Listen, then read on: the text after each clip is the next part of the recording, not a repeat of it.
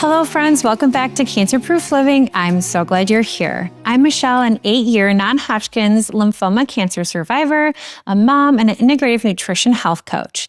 After cancer, I wanted more than just survival, so I built a healing roadmap that I couldn't find. Now I guide survivors and cancer-conscious humans to detox, rebuild, and thrive. In this solo episode, I share with you 3 foods to add to your diet if you had cancer or if you're looking to prevent cancer. And you guys, this episode is packed with juicy, science-backed information that will only improve your health. It's a must-see. Make sure you have a pen and paper handy because you will want to take notes. Let's get it started. Today, we're talking about 3 foods you should be intentionally adding to your diet if you are a cancer survivor or if you're looking to prevent cancer in the first place. And these are not trendy foods. They're not hyped up superfoods. They're not supplements, right? These are foundational foods that directly impact your immune system, hormones, metabolism, gut, detox pathways, and reoccurrence risk. And before we dive in, I want you to understand something. This episode is not about perfection. This episode is about creating an internal environment where cancer struggles to survive. Okay? As many of you know, I'm an 8-year cancer survivor, and I struggled tremendously after treatments. Not just physically, but also mentally, emotionally, hormonally, and metabolically. Okay, it affected me entirely. And I want you to hear this clearly. I speak from experience because I lived everything that I'm about to teach you. So let's get started. Let's start with the most overlooked and misunderstood food in cancer recovery and prevention: protein. Protein is critical after cancer and for prevention, okay? Chemotherapy, as we know, doesn't just kill cancer cells. It damages healthy cells as well, especially muscle tissue, gut lining, immune cells, hormone-producing cells, and mitochondria, your energy factories. So after treatment, the body is left in a state of total depletion. Protein is the raw material your body uses to rebuild. It is literally the building block of recovery. When you eat protein, you directly support muscle repair within the body, immune cell production, enzyme creation, hormone production, neurotransmitter balance, blood sugar stability, which is incredibly important, detoxification pathways, gut lining repair, wound healing, and metabolism and fat loss. This is why low protein intake after cancer often can show up as chronic fatigue, muscle loss, brain fog, weak immunity, blood sugar crashes, sugar cravings, slowed metabolism. And protein helps the body really make that internal environment less favorable for cancer by stabilizing blood sugar and lowering insulin spikes, as well as preserving lean muscle mass, supporting that immune surveillance that's so important, and reducing systematic inflammation. In fact, a PubMed published study found that higher protein intake helped preserve muscle mass and improve metabolic function in cancer survivors. Another American Journal of Clinical Nutrition study showed that adequate protein intake improves immune response and recovery speed after chemotherapy. So, how much protein should you be aiming for? For most survivors and preventers, 30 to 35 grams of protein per meal, not per day, per meal, is the range where people start to really begin to feel noticeable changes and shifts in their energy, in their satiety and sugar cravings, muscle tone, mental clarity. But also it's important to know that all protein is not created equal as well. You want clean, low toxin, bioavailable protein sources, such as grass-fed and grass-finished beef, pasture-raised organic chicken and turkey, wild-caught seafood, pasture-raised eggs, organic tofu, and even lentils, chickpeas, and black beans. These are all good fiber and plant protein resources. When I work with cancer survivors inside my recovery and prevention programs, and we increase the quality and the amount of protein, the shift is dramatic and it happens pretty fast. Yes, many people lose fat, but the bigger transformation is their energy. They feel more stable, less shaky, more satisfied after meals. They have fewer afternoon crashes, less food noise, and fewer sugar cravings. One client I worked with had struggled with intense sugar cravings for years. Within weeks of increasing protein, she said the cravings just stopped. That's the power of blood sugar regulation. When your blood sugar begins to stabilize, your hormones, mood, cravings, and energy follow. Now, protein is broken down into amino acids, which your body uses to build tissue, balance mood, create neurotransmitters, support detox, repair muscles, and regulate immunity. When you have low amino acids, you will feel more fatigue, anxiety, depression, slower healing, and even some brain fog. So here's a gentle reminder, okay? Don't go from 0 to 100 overnight with adding protein into your diet. That's not going to work. Slowly increase your protein because your digestion has to adapt as you shift your intake. Okay, now that we've talked about rebuilding the body structurally with protein, let's talk about rebuilding your gut and immune system. Can you guys guess what it is? Food number 2 is fermented foods. Fermented foods are critical because they contain probiotics, live beneficial bacteria that helps repair the gut lining, strengthen immunity, improve digestion, balance hormones, improve mood, reduce inflammation, protect against pathogens, and help the body kill abnormal cells. We know that chemo and radiation devastate the gut microbiome.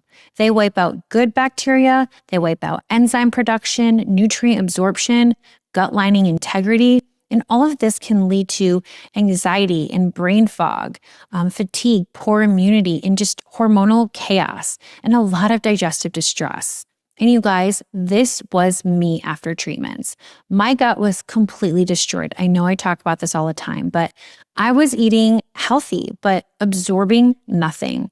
That led to debilitating anxiety, exhaustion, brain fog, and really little emotional regulation. But no one told me that this was all stemming from my gut and my gut health. And that's when I realized that your gut controls everything. Specifically, the gut controls 70 to 80% of your immune system. It also controls your neurotransmitter production, hormonal metabolism, inflammation control, detoxification, infection defense, abnormal cell surveillance. And we all have abnormal cells in our body every day. So that surveillance piece is really important because a strong immune system knows how to destroy them. And your gut health and brain health are also connected. They're actually connected through the vagus nerve. So your gut produces 90% of your serotonin, GABA for calming, and dopamine for motivation. When the gut is inflamed, anxiety rises, panic increases, your mood becomes unstable, and sleep worsens. Also, your brain fog or chemo brain can increase. This is why gut healing often reduces anxiety naturally. A Harvard study confirmed that altering gut bacteria directly impacts emotional regulation. This is why focusing on eating fermented foods, because these are the most powerful foods to help repair the gut and nurture the gut at the end of the day. Some of my favorite probiotic-rich food sources are sauerkraut. The sauerkraut with salt and spices, no vinegar. Kefir, unsweetened only. I recently saw at the store one brand that was a strawberry-flavored kefir contained 20 grams of sugar per serving. This is a no-no because sugar feeds the bad bacteria that we don't want. Yogurt and coconut yogurt, unsweetened. Kimchi, miso, pickles, again, fermented in brine, not in vinegar. And sourdough. These are all good sources. In fact, a 2023 breast cancer study found fermented foods reduced inflammation markers associated with reoccurrence. Now, here's where people get a little confused. You can take or eat all the probiotics in the world, but without prebiotics, they will not thrive. But what are prebiotics, right? prebiotics are the food for your good bacteria, your probiotics, okay?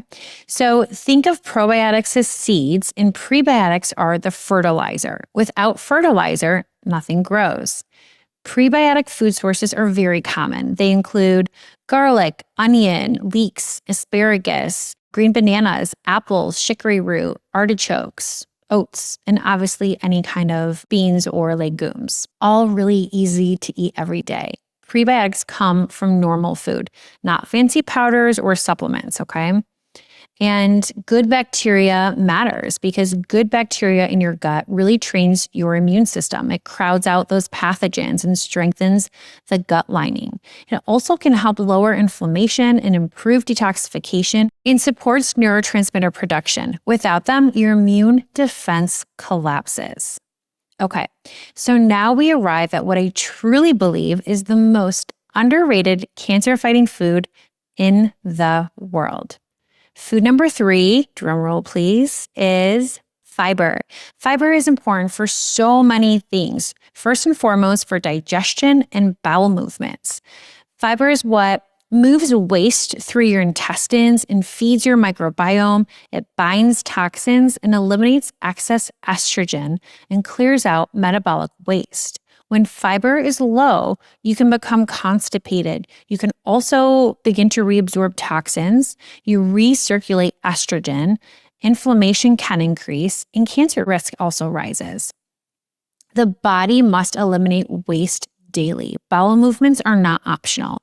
They are a cancer prevention tool. At least one bowel movement a day is needed, ideally 2, okay?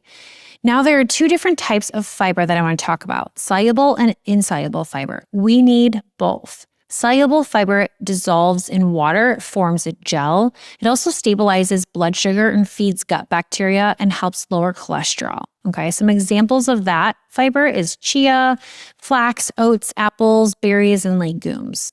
Insoluble fiber does not dissolve. It adds bulk to the stool, moves waste through the intestines as well, okay? Examples are leafy greens, cruciferous veggies, seeds, and nuts. Again, we need both types of fiber. And fiber is also very important for blood sugar regulation. Fiber slows glucose or sugar absorption. This is important because it helps prevent insulin spikes. It lowers cancer-feeding glucose surges, and it stabilizes hormones and reduces cravings. All important things. A PubMed study confirmed that insulin resistance increases cancer growth signaling. Fiber blocks this process. So how much fiber do we need? So for women, we need about 25 to 35 grams a day, men 30 to 38 grams a day, and survivors need the upper end of that, 35 to 50 grams a day. And guys, most Americans eat under 15 grams a day, which is just shocking. I think it's important to know that fiber is not one nutrient, it's thousands of plant fibers acting differently in the gut. That's why we want to aim for 30 plants per week. Yes, per week. Your gut should look like a lush rainforest and not a barren desert, okay? A rainforest thrives because many species coexist, multiple fiber sources feed diverse bacteria, and no single organism dominates. A desert gut causes inflammation, imbalance, and disease. We can avoid that by eating up to 30 different plant foods a week. I know this sounds intimidating, but let me tell you a story. One of my revival clients was terrified to track plant diversity after hearing about the 30. She thought she wasn't doing well, but within 1 week, she counted 38 different plants she was eating. She then felt so empowered, in control, less scared, and more confident in her cancer prevention. That's what education does. Here are my go-to fiber sources that I eat all the time. Cruciferous veggies, the broccoli, cauliflower, Brussels sprouts, basil seeds, chia seeds, berries, leafy greens, avocados, nuts, lentils, chickpeas, and even black beans. A large study in The Lancet confirmed that higher fiber intake reduces colon cancer risk by up to 40%. This statistic alone should give you the motivation you need to begin to start adding more fiber to your diet. Please remember to also slowly increase your fiber, just like protein. If you jump from 10 to 25 grams a day, you can feel bloated or constipated. You want to gradually increase your intake just like protein, okay? So now we know that protein rebuilds your body. Fermented foods rebuilds your gut. Prebiotics feed your microbes, and fiber eliminates toxins and balances hormones. This is full circle healing. If you're navigating cancer recovery or if you're in your prevention era, these 3 foods are your foundation: protein, fermented foods, and fiber. Okay. If you want deeper guidance through this, my work at Revival Health and Wellness is built specifically for cancer survivorship and prevention. Feel free to check out my website and request a free consultation. It's www.revivalhealthwellness.com, or feel free to DM me on Instagram. And if this episode helped you, I love to hear from you. Comment on YouTube under this episode and tell me which food you're committing to adding this week, okay? Remember, your body is always listening and healing is always possible. Thank you so much for listening.